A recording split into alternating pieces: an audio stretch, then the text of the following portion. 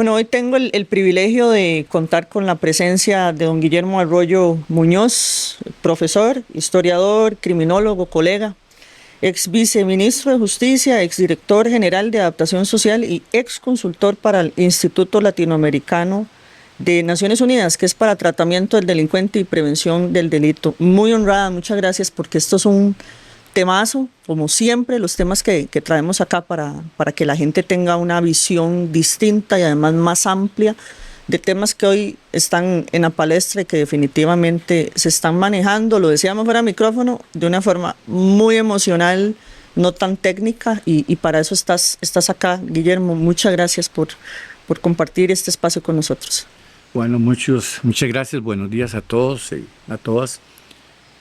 Muy agradecido, Tania, por la invitación y poder compartir con las personas algunos criterios y opiniones sobre el sistema penitenciario y la realidad en general de la problemática de seguridad que afecta a Costa Rica y en realidad a todo el mundo.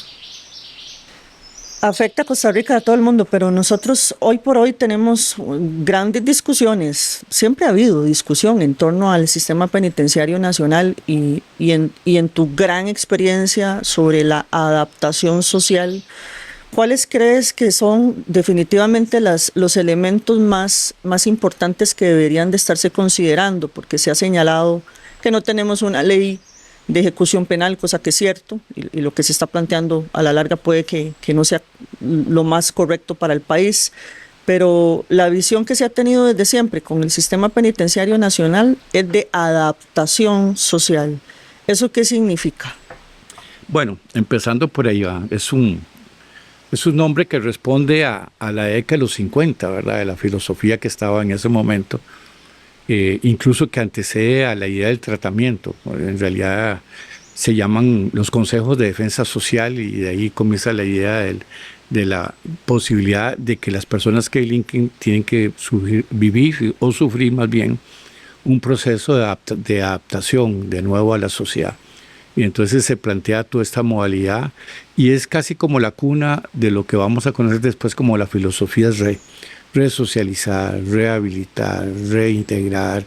Entonces es el sueño un poco fortalecido de la ciencia que puede hacer transformaciones en los seres humanos a partir de un programa de intervención sobre las personas, ¿verdad? Y eso se va a sostener durante todo el periodo de los 60, se profundiza en los 70. Claro, hay países que empezaron antes, pero nosotros, nuestra realidad hace que a veces las modas o las modalidades aparezcan 10, 20 años después que ya se han utilizado. Entonces nosotros tenemos nuestra modalidad en esa dirección en la gran reforma de los años 70, ¿verdad? De Costa Rica, reforma penal, reforma penitenciaria. Y aparece entonces la idea de la filosofía que es cuando aparece el Centro Penal de la Reforma. Pues ¿reforma de qué? Reforma de las personas, reforma del sistema. Y hay una convergencia hacia la idea de modificar sustancialmente una realidad. ¿Cuál realidad? Pues la realidad de la penitenciaría central, la realidad de la isla de San Lucas, o sea, la realidad que la gente conoció a través de los motines, de las noticias, de la violencia, ¿verdad? Pero eso es una cuestión interesante. En la historia, los sistemas penitenciarios, y Costa Rica no es diferente, han vivido crisis sucesivas, cíclicas. Entonces vivimos una crisis, entramos supuestamente en un proceso de reforma, después volvemos a caer en una crisis. Cuando Costa Rica construyó la penitenciaría en 1910, entre el 10 y el 15, si usted lee los periódicos y los documentos, lo planteaba como la base para transformar radicalmente el sistema penitenciario. Unos años posterior, ya en los 50, 60, los titulares decían que la penitenciaría era la vergüenza nacional, ¿no? Y que era algo que había que cerrar. Igual pasó después con las reformas que vinieron a crear procesos de las unidades de admisión, regionalización y algunos procesos de ese tipo. O sea que los cambios a veces han durado 20, 30, 40 años, pero últimamente las crisis duran mucho menos. Y son más violentas cada vez que se presentan, ¿verdad? Entonces, yo hice un repaso sobre la violencia en las cárceles de América Latina hace como unos 5 años. y nada científico, solo a partir de reportes de periódicos y revistas especializadas. Y la suma de los muertos en un año sobrepasaban las 7.000 personas, ¿verdad? En ese año específico que hice la suma. Entonces, realmente es un tema muy serio, y la pregunta es ¿por qué entramos en procesos de crisis, salimos un poquito y volvemos a caer en crisis? O sea, ¿por qué no sostenemos los procesos en el tiempo? Y es obvio, las instituciones humanas requieren frecuentemente procesos de modificación porque las conductas van cambiando, las realidades van cambiando, las necesidades cambian. Y el sistema penitenciario, cuando yo entré en los años 70, al inicio de los 70, al sistema penitenciario hoy las población que atiende es radicalmente diferente. Pero no solo por lo que la gente puede pensar de que hay más delitos de crimen organizados. Sí, eso es real, pero también hay mucha mayor diversidad, hay mucha más demanda de cosas. Ya no podemos seguir ignorando a las mujeres dentro de la ejecución de la pena, no podemos seguir ignorando a los jóvenes dentro de la ejecución de la pena, no podemos incluso ni siquiera ignorar, por dicha, la diversidad sexual que hay al interior de las prisiones, las personas con discapacidad, las personas adultas mayores, o sea, las personas con enfermedades terminales. Y vos en la prisión vas a tener todo lo que tienes afuera, en la sociedad. Y entonces ese crisol de esa población tan diversa y tan creciente, pues hace que las demandas y la función de la prisión esté cambiando. El problema es que a veces las leyes y los reglamentos son tan rígidos y cambian tan lentamente que se vuelven obsoletos ante la realidad que se está trabajando. Ahora que dices eso que es tan importante de los cambios, porque definitivamente conforme, bueno, yo no tengo obviamente la experiencia que tienes tan enorme para poder decir, porque además lo has visto, porque estuviste mucho tiempo dentro del sistema penitenciario y lo entendés mucho mejor que todos los que solo estamos un poco investigando a partir de publicaciones. Nos hace falta, lo decíamos ahora, pues un tanque de pensamiento donde se pueda hacer un análisis más detallado, más enfocado, ¿verdad? Y además yo creo que es importante que no esté politizado, que ese es el otro gran problema de la seguridad humana, que siempre sí o sí está politizada. Entonces nos hace falta algo que esté un poco por fuera para que puedan hacer esos análisis. Pero Costa Rica cambió, el delincuente cambió. Lo que estamos viendo hoy es mucho más enfocado en crimen organizado transnacional, pero también obviamente el grueso es narcomenudeo, que imprime muchísima violencia, ¿no?, en el tejido social. Y el sistema penitenciario no se adaptó para lo que tenemos. Entonces definitivamente sí se requiere, Guillermo, desde tu óptica, una reforma, porque yo lo he dicho, pero obviamente no conocemos tan profundamente como vos todo lo que ahí pasa, ¿verdad? Que eso es una sociedad intramuros. Sí o sí se requiere una reforma absoluta del sistema penitenciario, más allá de la infraestructura, porque eso se discute mucho, o sea, ciertamente se necesita una infraestructura diferente, pero la adaptación, porque lo estamos logrando, realmente las personas que están hoy privadas de libertad en Costa Rica logran readaptarse. ¿Cuáles son esas tasas reales de reincidencia? Y si definitivamente tenemos que reformular todo el sistema penitenciario nacional. No, es un hecho. Yo te decía, por eso que la reforma más fuerte se dio en los 70 y aguantó hasta los años 90. En los años 90, final de los 90, de la década de los 90, intentamos hacer otra reforma que fue el Plan de Desarrollo Institucional, o sea, que significó un cambio, una propuesta interna, pero es una reforma que era inacabada y en menos de 5 o 7 años ya estaba presentando desgastes lógicos del proceso. ¿Qué decirte? O sea, en realidad el reto es que la dinámica carcelaria demanda un proceso de ajustes permanentes sobre lo que estamos haciendo. En realidad la gente, ¿por qué habla que hay una crisis penitenciaria? Porque no hay camas suficientes para las personas y entonces creen que el problema es un problema de camas y un problema de números. Eso no es real, eso es una venta de humo. Ya te digo, cuando se construyen edificios penitenciarios casi siempre se presentan como la gran solución. Esta es la solución de los problemas. Y 5 o 6 años después ya no es no es la solución. Porque cárcel que haces, cárcel que llenas. O sea, nosotros hemos vivido saltos cualitativos. En la década entre los 80 y 90, Costa Rica vivió una crisis económica y social profunda, muy profunda. Y nosotros comenzamos a ver el crecimiento de la población penitenciaria en forma significativa al finalizando los años 90, de la década de los 90. Entonces nosotros comenzamos a ver a quienes estaban recluyendo. Y como ahora, desde ese momento, mayoritariamente eran las personas jóvenes. O sea, nosotros hemos visto el fenómeno permanente que en las cárceles se han llenado de personas entre los 15 y los 30, 35 años de edad. Mayoritariamente es el grupo de personas jóvenes que deberían de estar o estudiando o trabajando, produciendo para el país, pero no, están en la prisión. Entonces, ese tipo de crisis sociales, como la de la época de los 90, que después resultó en los planes de ajuste estructural, o las que vienen después en las políticas después del 2018, nos va a significar a nosotros retos importantes en la institución carcelaria porque producen saltos cualitativos en la cantidad de personas presas.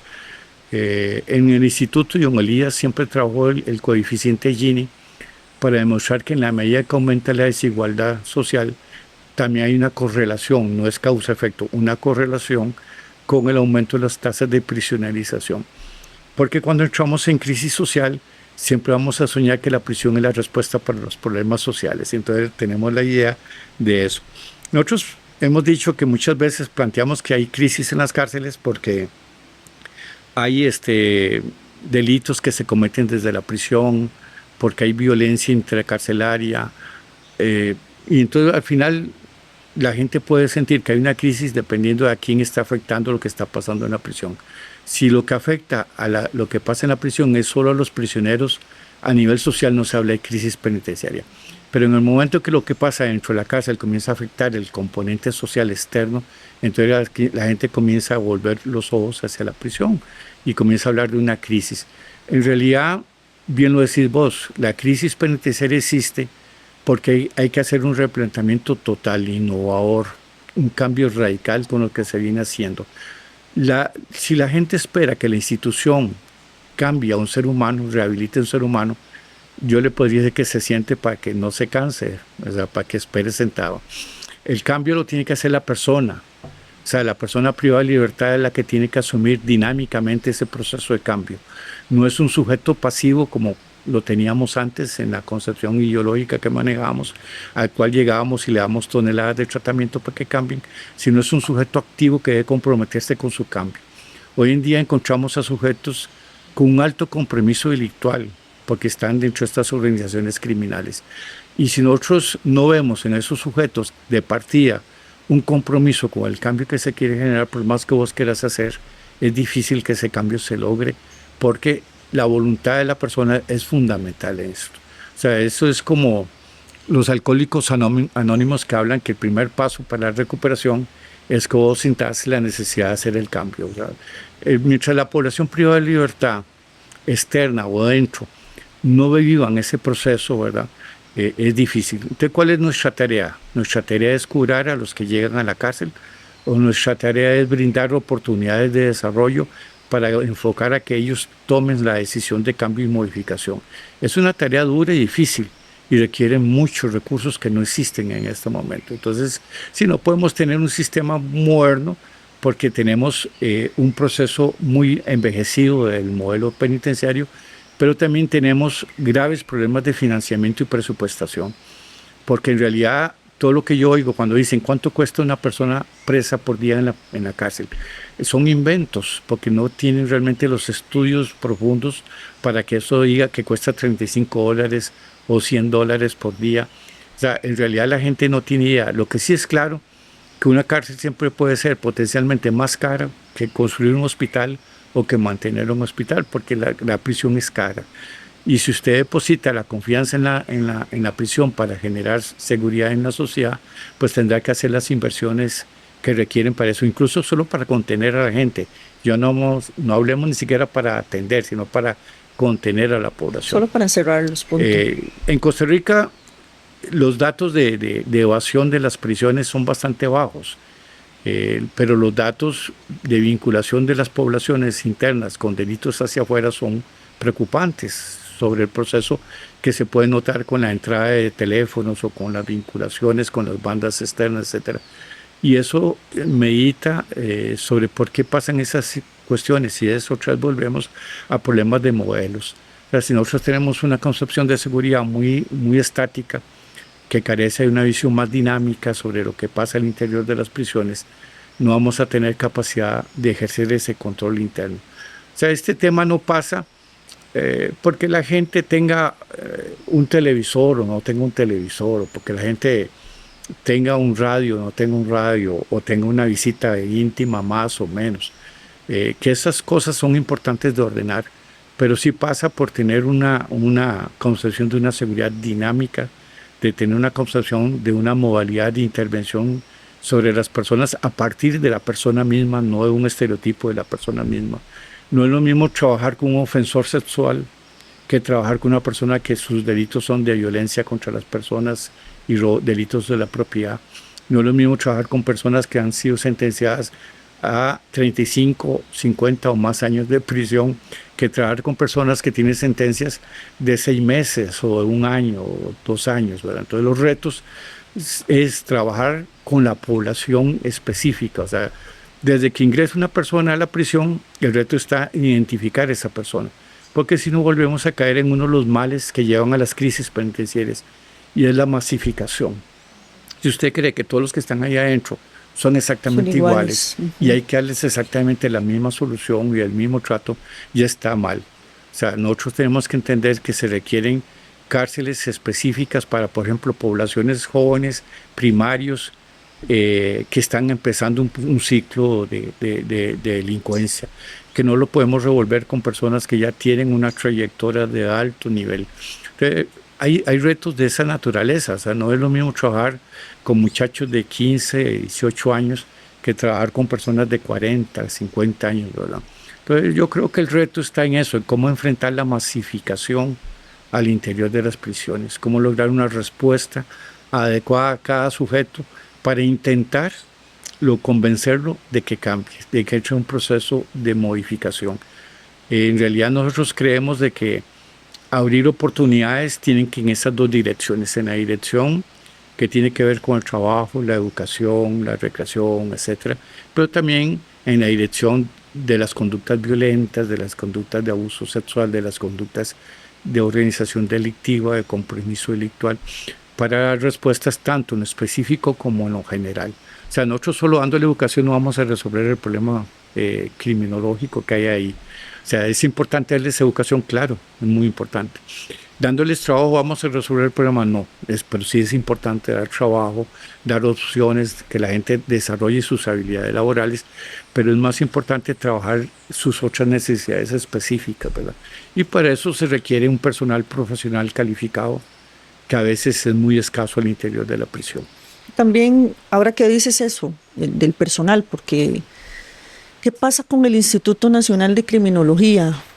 Porque hemos visto que, dicho esto por el propio ministro, ha sido público y por eso lo repito, el ministro actual ha señalado que de alguna forma los criterios que se supone son técnicos del instituto riñen con lo que el juez de ejecución penal va a dictar, ¿verdad? Y que hace poco dio una cifra que puede haber sido muy loca, más de 6,000 personas a las que el instituto había considerado no tenían que salir del sistema penitenciario.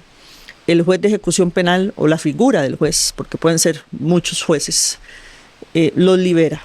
Entonces, ¿qué pasa con el Instituto Nacional de Criminología, que se supone que debería de ser per se un instituto y que no lo es, sino más bien reuniones de comisiones que tienen criterios técnicos, que son los coordinadores, y el impacto que puede generar? Porque yo sí creo que definitivamente los que hacen inteligencia, y en eso coincido, de las pocas cosas en las que coincido, o poquísimas, con el actual ministro de Justicia, es que los criterios técnicos de quienes están a cargo son los que deberían de ser mayoritariamente considerados en lugar de los de un juez de ejecución penal que no tiene relación permanente, constante, con el comportamiento de quienes delinquen y están privados de libertad por eso. ¿Qué pasa? ¿Por qué se riñe tanto? ¿Y qué deberíamos de estar pensando? ¿Cuál es la solución para que realmente esos criterios sean considerados sí o sí, o tiene estrictamente que ver con la ley de ejecución penal? O sea, es un asunto al final otra vez de ley.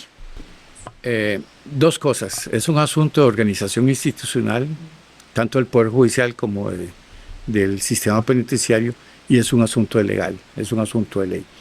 En primer punto, el Instituto Nacional de Criminología nace como nace la Dirección de Adaptación Social en los años 70, al inicio de los años 70, cuando la población penitenciaria no pasaba de 2.000, 3.000 personas. Hoy podemos andar acercándonos a los 18.000, 19.000 personas, ¿verdad? Entonces las realidades del trabajo se aumentan. Cuando hablamos del instituto, hablamos de un grupo de personas que toman decisiones, pero que se alimentan del personal técnico que están en los centros penales, que son los que abordan. O sea, el instituto no trabaja con la población privada de libertad directamente.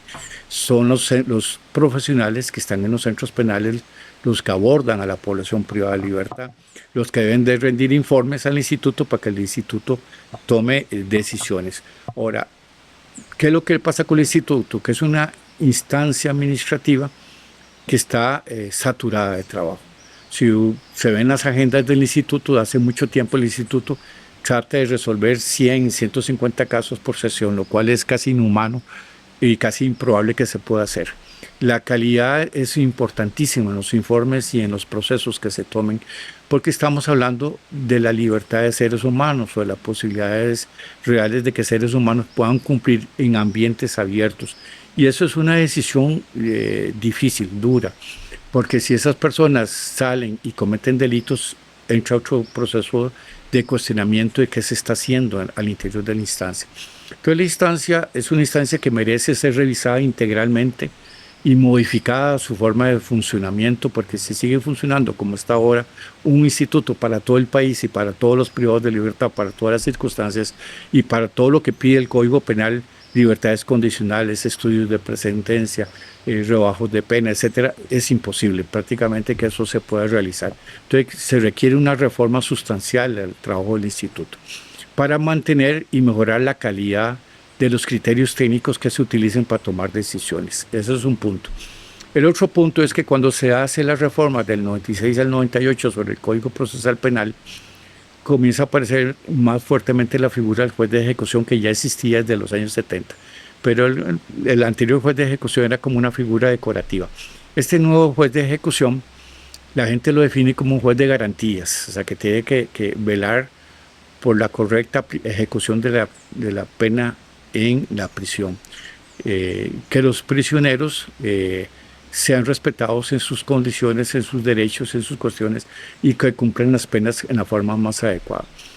En términos generales, todos podemos estar de acuerdo que es necesario que a la autoridad penitenciaria se le controle, porque podrían haber abusos, ¿verdad? Porque la autoridad penitenciaria se puede sentir amo y señor de las vidas de las personas que están ahí al interior de la cárcel. Entonces es bueno que haya una entidad externa que genere un proceso. El problema está en que, desde mi perspectiva y con todo el respeto a los jueces que yo aprecio, los jueces han ido más allá de lo que el código, los pocos artículos que los mencionan, dicen algo, y han empezado a tomar decisiones de carácter administrativo que yo soy de la idea que no le corresponde. O sea, al juez de la pena debe obligar a la administración a que revise un acuerdo o que no está de acuerdo con una propuesta de trabajo de la administración, pero no puede estar modificando circunstancias internas como la ubicación física de un privado de libertad. O sea, nosotros sabemos por qué se tiene que mantener una persona en un lugar y no en otro. O sea, hay criterios y hay condiciones para tomar esas decisiones. El juez puede revisar las medidas administrativas, claro, y puede ordenar que las revisemos nosotros. Pero si el juez comienza a tomar decisiones administrativas, entonces es como una coadministración. Entonces tenemos como un jefe impropio sobre la administración penitenciaria que está tratando de tomar decisiones, entonces comienza a haber un conflicto entre las decisiones del Poder Judicial en el nombre del juez de ejecución y las de la administración penitenciaria. A veces el juez tendrá razón en una de estas decisiones y en otras puede ser que no tenga razón. El tema está en que cómo resolvemos esto. Entonces ahí es donde viene la idea de una ley de ejecución de la pena que no solo modernice e innove la administración penitenciaria, sino que establezca claramente cuáles son las autoridades de la ejecución de la pena. Porque tenemos jueces de ejecución, fiscales de la ejecución y defensores de la ejecución. Pero también está la administración penitenciaria. Pero resulta que para los jueces de ejecución y la administración judicial, la administración penitenciaria no es una autoridad de ejecución. Entonces incluso no nos llaman, no piden criterio en persona para tomar decisiones, llaman a las personas privadas de libertad y no a la administración penitenciaria. Entonces la relación entre los jueces de ejecución y el sistema penitenciario hace una relación conflictiva. Y no tiene por qué serlo así, porque uno reconoce la importancia y la figura del juez como juez de garantía, pero el juez administrando las prisiones es lo que ha generado esos choques y esas diferencias de criterio. Lamentablemente en los proyectos de ley de ejecución, incluso uno que recientemente me mandaron para emitir un criterio, no viene tampoco la solución a esa crisis, o sea, no viene una propuesta de cuál es la función específica de los jueces, hasta dónde llegan y cuál es la función de la administración en la ejecución de la pena. Nosotros hemos presentado recursos y incluso intentamos un recurso de inconstitucionalidad con este tema a los jueces, pero nos lo rechazaron, o sea, no hubo de parte de la sala una admisión del recurso. Y yo creo que es un tema que tenemos que resolver a la brevedad porque eso genera mucho daño, mucho ruido. Yo no creo que se tenga que utilizar eso como una herramienta para atacar al Poder Judicial, sino como un punto que hay que empezar a resolver. Tenemos que resolverlo. De una u otra forma, la administración penitenciaria no puede seguir funcionando por decretos ejecutivos y los jueces de ejecución no deberían de seguir funcionando con 2 o 3 artículos del Código Procesal Penal que hablan sobre ellos. Debería haber una ley que establezca claramente cuál es la relación entre las personas privadas de libertad y los funcionarios penitenciarios, cuál es la relación entre los jueces de ejecución y las autoridades penitenciarias, y claramente defina los campos de acción de unos y otros, pero uno no encuentra ni siquiera en el proyecto actual un avance en esa dirección. Por eso yo digo que estamos maquillando nada más los procesos y no le estamos dándole una solución de fondo. La figura del juez ha sido importante en países de América Latina de ejecución porque ha habido países en periodos en que no están en democracia y los sistemas penitenciarios han utilizado en forma autoritaria y en forma que genera tratos crueles, inhumanos y degradantes que deben de ser vigilados por una autoridad jurisdiccional. Costa Rica, por dicha, hemos pasado un gran periodo democrático, que aunque tenemos ahora crisis, pero estamos viviendo un periodo de un Estado social de derecho y se ha tratado de mantener dentro de los límites las autoridades penitenciarias en función de la población privada de libertad. Pero yo sí creo que es un tema de definición de estructura administrativa, tanto en el Poder Judicial con los jueces como en la administración penitenciaria, el Instituto de Criminología o la entidad que la administración penitenciaria quiera crear para que eso se resuelva. Y el otro es un tema de legalidad, cuáles son las funciones de unos y otros, porque estamos en un limbo, ¿verdad?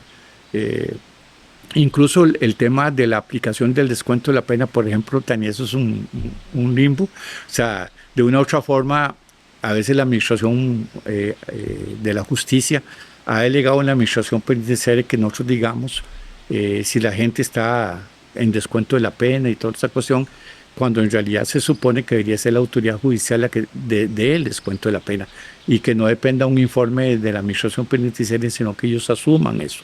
Nosotros creemos de que hay una serie de componentes así que no se han logrado resolver porque las leyes son viejas, o sea, y las realidades han cambiado radicalmente. Entonces, necesitamos innovación, cambios. O sea, ¿cómo decirte?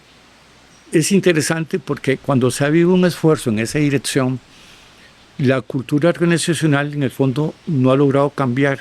Entonces las propuestas estratégicas comienzan a ser comidas por la cultura. Entonces nosotros no solo necesitamos saber qué queremos hacer, sino hacerlo. Entonces necesitamos mejorar los niveles de ejecución, tanto en la administración de justicia como en la administración penitenciaria. Y esto es un reto permanente, porque en lugar de vernos como enemigos, como contrarios, deberíamos de vernos como poderes complementarios, aunque sea uno vigilando a otros, pero que tengan. Incluso aquí uno podría reclamar que la Defensoría de los Habitantes debería tener un papel más activo, porque tienen un componente que se llama un mecanismo nacional de prevención de la tortura, tratos crueles, inhumanos y degradantes. Y uno no siente que ese mecanismo cumple una función. Porque yo le he dicho a mis detractores en las redes sociales que si creen que una prisión es un hotel, porque alguna gente habla así, yo los invitaría a que pasen un solo día, ojalá, en la cárcel. O sea, porque la prisión no es un hotel, o sea, por más que se quiera decir. O sea, las condiciones que hay en la prisión, en las dos direcciones, presentan graves dificultades. Hay muy difíciles condiciones de cumplimiento de pena y hay muy difíciles condiciones de trabajo para el funcionario penitenciario.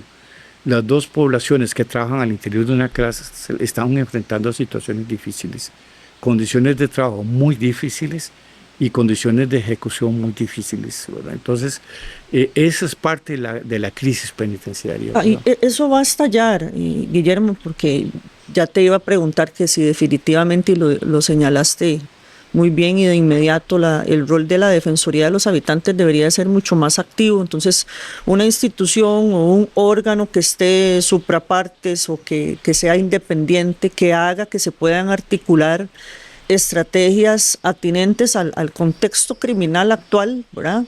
Porque hoy no funciona, o sea, ya demostró que no funciona, pero no hay ambiente para que se puedan ubicar las soluciones.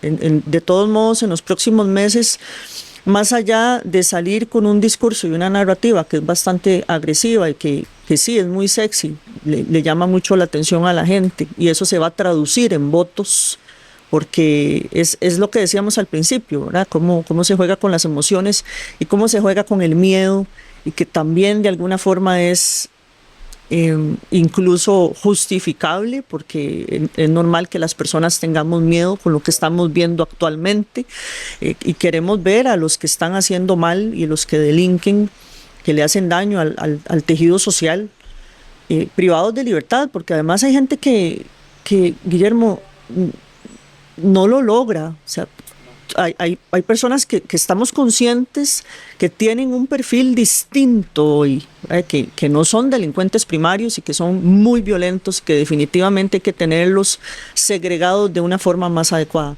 Pero ya lo mencionaste entonces, la Defensoría de los Habitantes, el rol, eso no sirve, no funciona.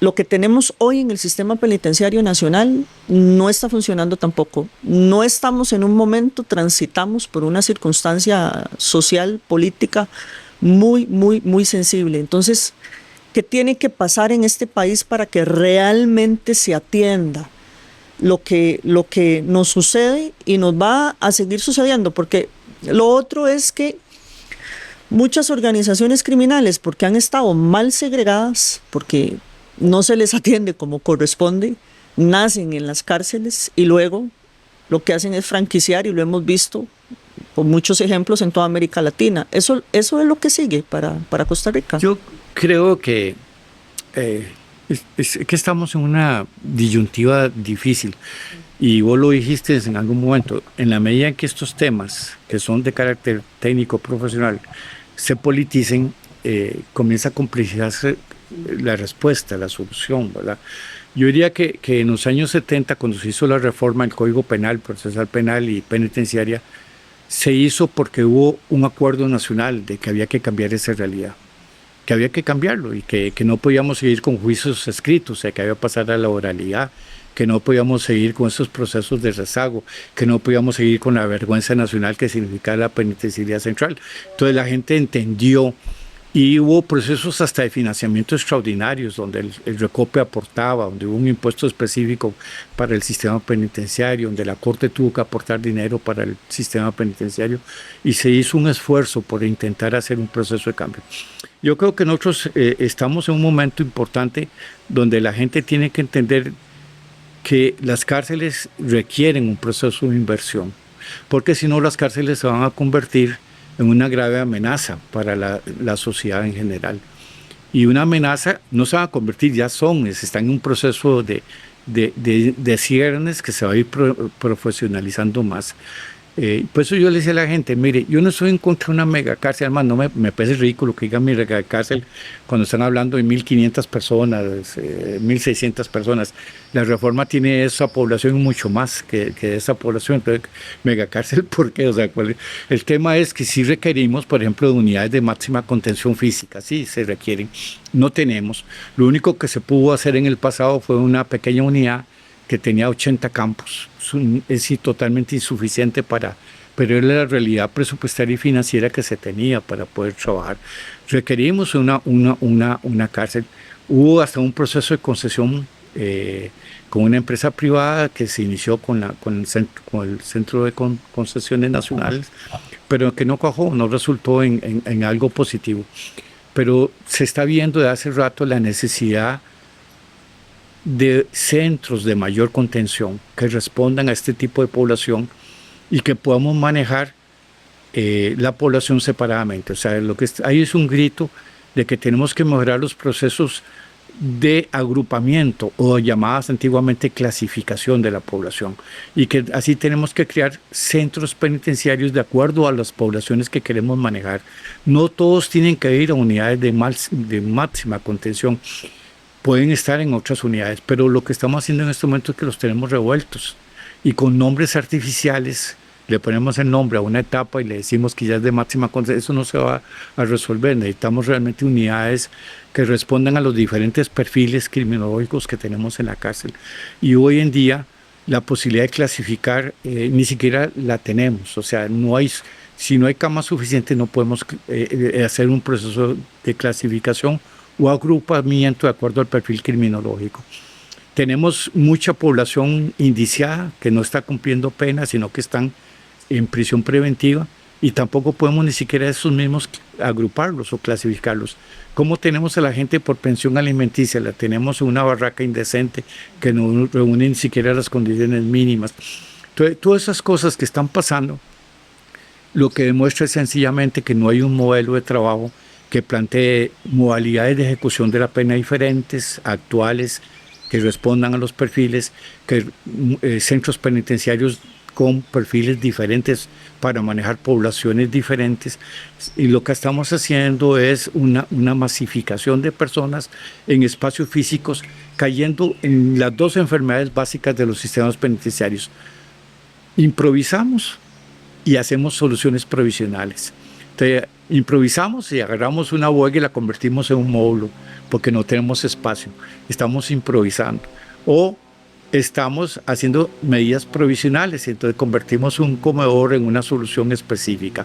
Eso no es solución, o sea, no es una solución que nosotros mantengamos casi la misma cantidad de profesionales de la década de inicios del 2000 ahora en el siglo, en la segunda década del siglo XXI. O sea, nosotros, el sistema requiere más profesionales.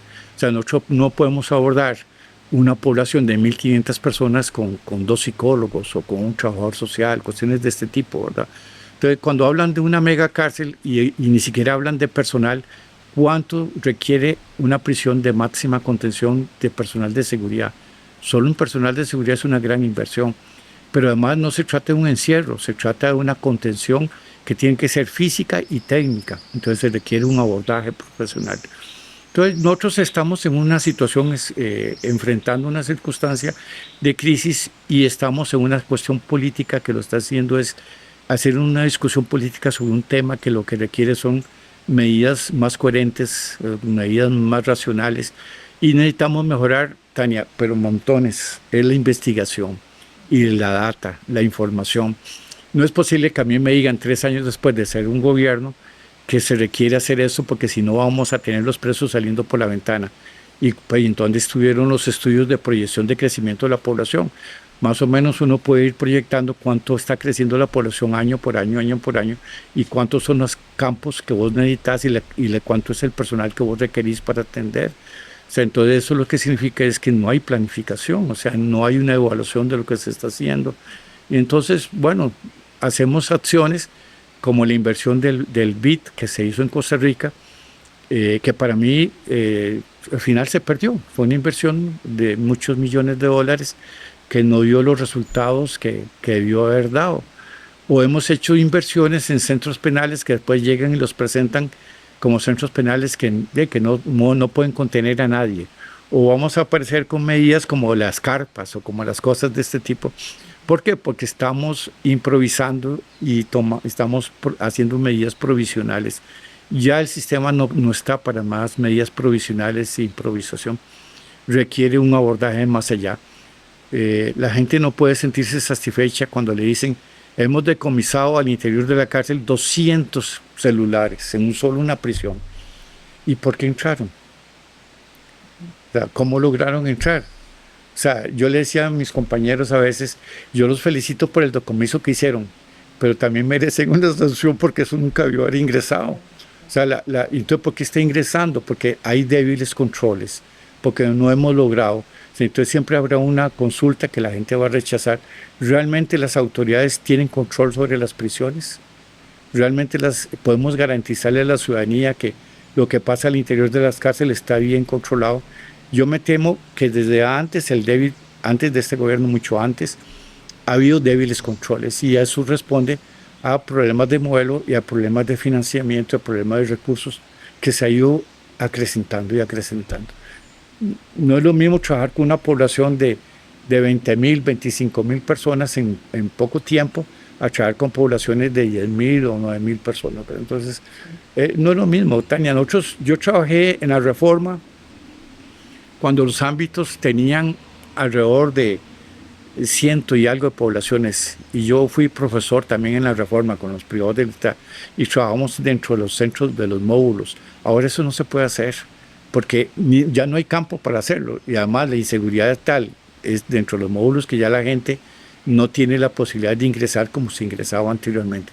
Entonces hay que buscar nuevas formas de trabajo y no lo podemos hacer si seguimos manteniendo esquemas viejos. No podemos seguir pensando en que todo lo resolvemos desde una óptica disciplinaria. Necesitamos aspectos como para un nuevo modelo.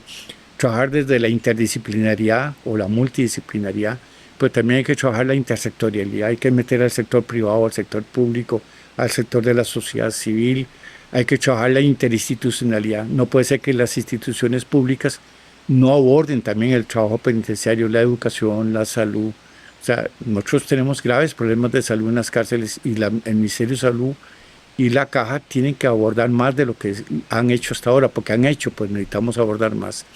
El Ministerio de Educación Pública tiene que aportar más, el INAH tiene que aportar más. O sea, la gente se le olvida que las cárceles son una institución pública y los funcionarios que están en las cárceles son funcionarios públicos y ambos solo pueden hacer lo que la ley les autoriza hacer.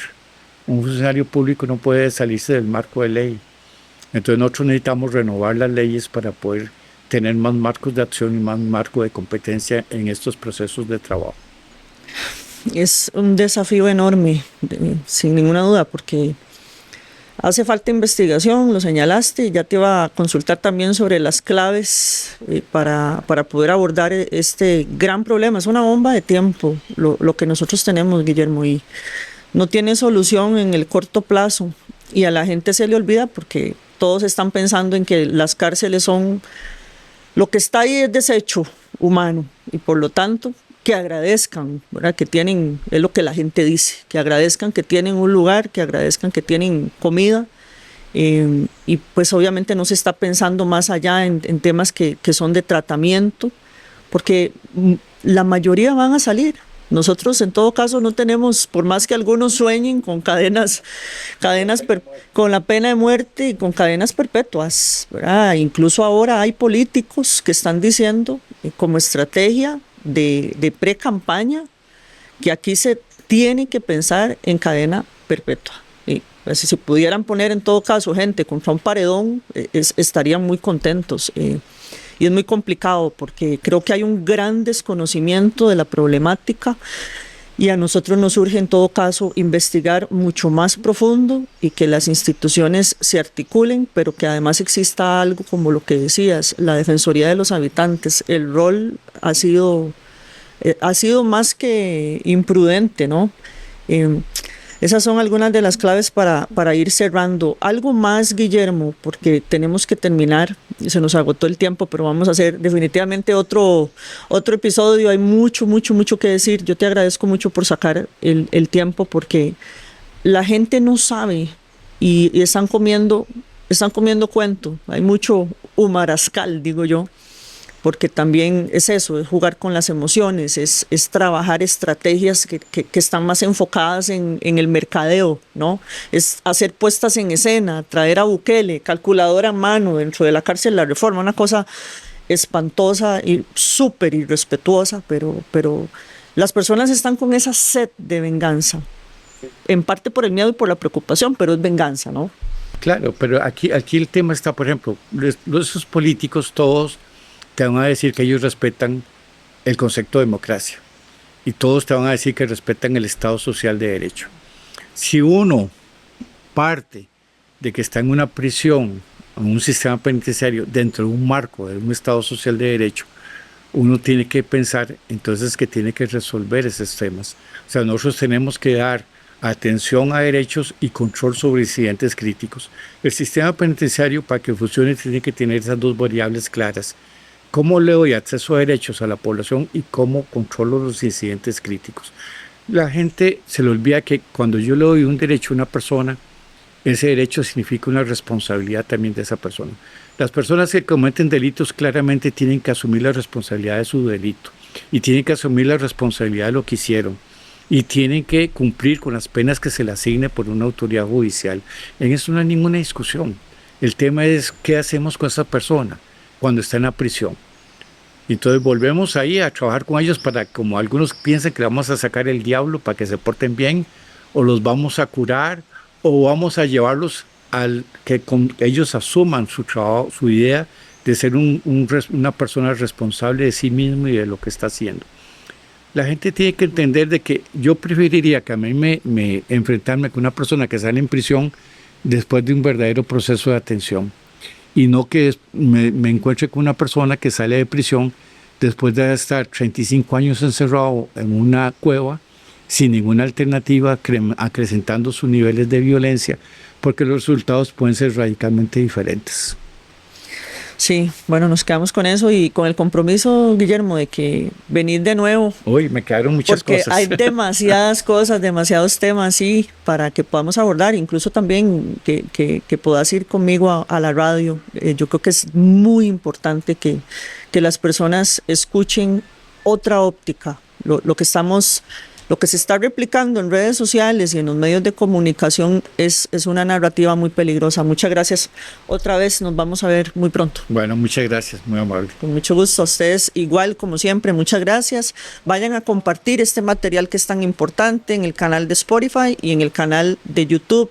Denle seguir para que podamos seguir construyendo información tan relevante y que el canal crezca y esta información llegue lo más extenso posible en todo el territorio nacional y más allá. Muchas gracias. Nos vemos en el próximo episodio. Muchas gracias por habernos acompañado en este episodio del podcast TMR Seguridad Hoy. Los invitamos a seguirnos en nuestras redes sociales.